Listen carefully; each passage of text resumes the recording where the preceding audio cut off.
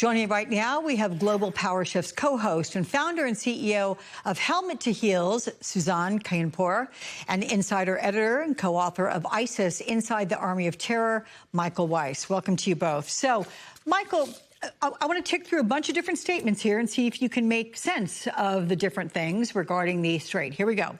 Iran says that it has retaken control of the waterway, and it fired on a British tanker today. It's a day after the president and Iran's foreign minister said, yeah, the strait's fully open to commercial vessels. That announcement was immediately followed by Trump saying the blockade on Iranian ships stays in place until a deal is reached to end the war. And then you heard the president earlier today saying, you know, that Iran's playing cute here and that for 47 years or so, at times they've closed the strait. First of all, wasn't the waterway completely open prior to the start of this war? And secondly, is there any scenario where Iran now gives up its leverage from controlling the strait? Well, I don't think so. I mean, yesterday and the day before, frankly, it was just a kind of chaos of reporting, statements, counter statements. Axios reported that Donald Trump was preparing to lift sanctions to the tune of $20 billion in exchange for Iran giving up its uranium enrichment. The Iranians have rejected that, saying their right to enrich is a sort of matter of existential pride and national security. Donald Trump tweeted or posted to Truth Social a number of things, all of them, according to Iran's parliamentary speaker, who's the lead negotiator, Mohammad Ghalibaf, were false. So you have this kind of back and forth of kind of diplomatic narrative fighting on social media, and nobody really knows what's going on, except that, look, the IRGC is still firmly in control of the Strait of Hormuz. They are still trying to charge levies or tolls on tankers that they'll choose to allow to pass. And Donald Trump claims that the war is all but over. It's all, you know, done and dusted. He says they're being cute. I think what he means by that is, you know, the Iranians, it's true, like to say things publicly that are slightly at odds at what they're doing behind the scenes privately. But I've seen no indication in the last news cycle, frankly, that we're any closer to a deal. It seems, as your reporter just said, you know, we went one step forward and two big steps back. Also, the Wall Street Journal is now reporting that the Pentagon is cooking up plans to start boarding Iranian tankers in international waters, basically seizing ships.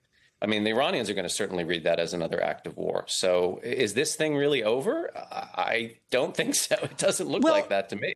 What about, Michael, the New York Times, which reports Iran and the U.S. are finalizing a memorandum laying out a broad framework for a peace deal? That's according to 3 senior Iranian officials. And it includes, reportedly, a 60-day period for negotiations to continue. Right. But the question on this, do you see Iran agreeing to any deal where it gives up its enriched uranium and nuclear program? Not really, no. I mean, again, they consider this to be a matter of existential necessity. They've spent decades, you know, putting this program together. They're very clear in these statements. What you're talking about there with the New York Times is basically just an extension of the ceasefire. You know, the Iranian negotiating position has always been, let's play for time, let's buy time and drag the process out, all the while kind of tapping the Americans along. And it's true, you know, we get to a deal eventually, the JCPOA under the Obama administration, but we don't really have a very credible negotiating team on the American side here. I mean, J.D. Vance has never engaged in this level of statecraft before. He went to Pakistan, he came back looking like a dog that had gone through the car wash with the top down. I mean, he was utterly humiliated. I don't know who exactly we're sending to hammer this stuff out. And as you pointed out, what we aim to achieve in this war, there were 3 operational objectives by General Kane. Number 1, destroy the entirety of Iran's ballistic missile program. Number 2, the entirety of the nuclear program. Donald Trump keeps talking about ridding, you know, the country of their so-called nuclear dust, the enriched uranium that's buried under the rubble. Either we were going to send commandos in and get it, or he now thinks the Iranians are simply going to hand it over. And number 3, and this is most important because you mentioned Hezbollah and Lebanon, eliminate Iran's arming and financing of terrorist proxy militias all throughout the region. So when Lebanon kicks off again, when Hezbollah kills a French soldier, that is part of Iran's integrated sort of defense policy, right? They are able to project power not just in the Strait of Hormuz, but all over the Middle East. Their ability to do that is also inextricably tied to their sense of national sovereignty, pride, and security. So I was seeing yesterday Trump tweeting out, oh, Iran has agreed to completely abandon Hamas and Hezbollah. Nice work if you can get it. I am very, very suspicious that they have come anywhere near to agreeing to something like that. So again, I just see gulfs apart here, or rather a gulf between both sides, and possibly something gets hammered out in 30 days or 60 days, but I'm very skeptical. Suzanne, Michael mentions the JCPOA, and in fact, the president rarely talks about Iran without trashing that deal that the Obama administration brokered in 2015, where Iran agreed to shelve its nuclear program for a decade. Is there any reason to believe Trump's negotiators will come away with a deal significantly better than the one that he took the U.S. out of in 2018? Absolutely not. The JCPOA was the only deal that could have possibly have been reached. I covered those negotiations as part of the State Department press corps, traveling with Secretary Kerry. In fact, recently we had John Feiner, the former Deputy National Security Advisor, on our podcast, Global Power Shifts, and he was one of the lead negotiators of that nuclear deal. And he told us that had they not reached this deal, they would have ended up in a war. So this was the only deal that they could have reached in order to prevent war. And, the right to enrich was a red line then, and it's a red line now. Their kind of initiative and aims to arm the proxy militias, Hamas, Hezbollah, et cetera, in the region, that's not going to go away, not least because that's effectively their occupying force. That's how they export their revolution in the region. The Islamic Republic of Iran is occupying Lebanon, and we've been seeing that throughout this conflict. Excuse me. Suzanne, the president has insisted Iran has gone through regime change and its new leadership is, pardon me, less radical and much more reasonable. There are several reports that Iran's new leaders are actually more hardline, more militaristic, more reckless than their predecessors. So who is really in charge, and what challenges does the Trump administration face negotiating with them?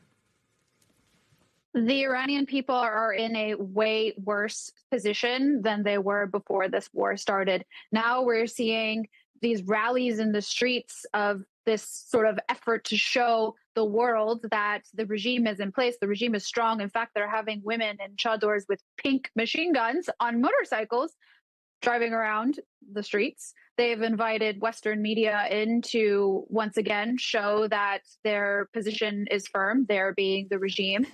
Yet the people don't have electricity, the water is running out, and there's significant inflation. I mean, you can't even call it inflation anymore. It's so bad. It's an economic term that I don't even know what we would call it at this point.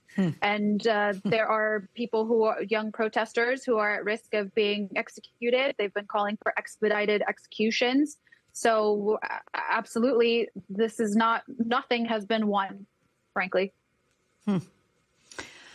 So, Michael, the Trump administration appears to be modeling its Iran strategy on Venezuela. They are hoping that a naval blockade will cripple oil revenues, and an administration-friendly leader like Delcy Rodriguez assumes power.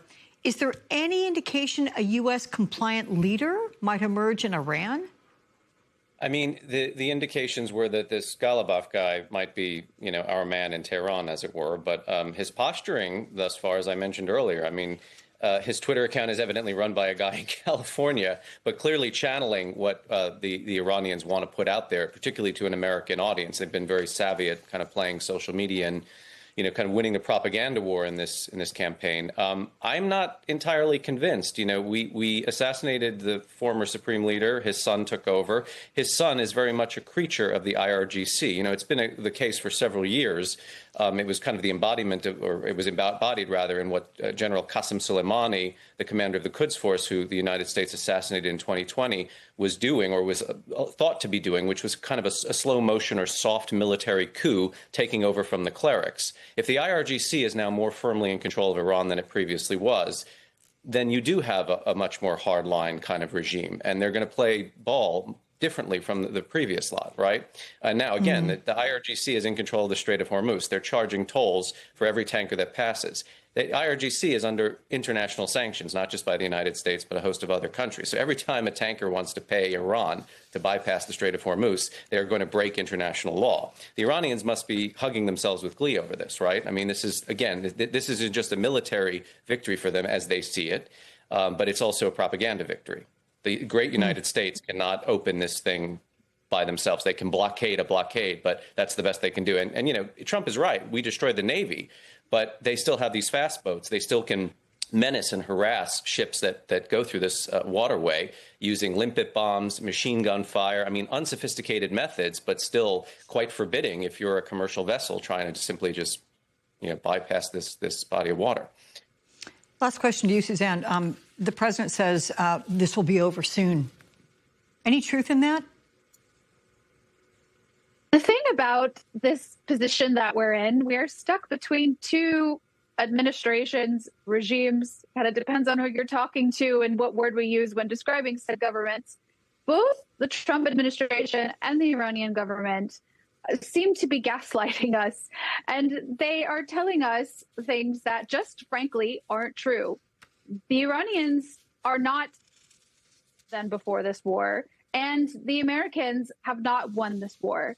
So literally nothing has changed. And I think the president, when you look at his social media posts, I worry, as somebody who has covered Iran, as somebody who is half Iranian myself, I worry that the president of the United States is sort of falling for the psychological manipulation that the Iranian regime is well known for using, because he seems to be unraveling. And so we talked about the kind of propaganda here. The amount of Americans that I see who post things that are sympathetic to the Iranian regime is frankly shocking.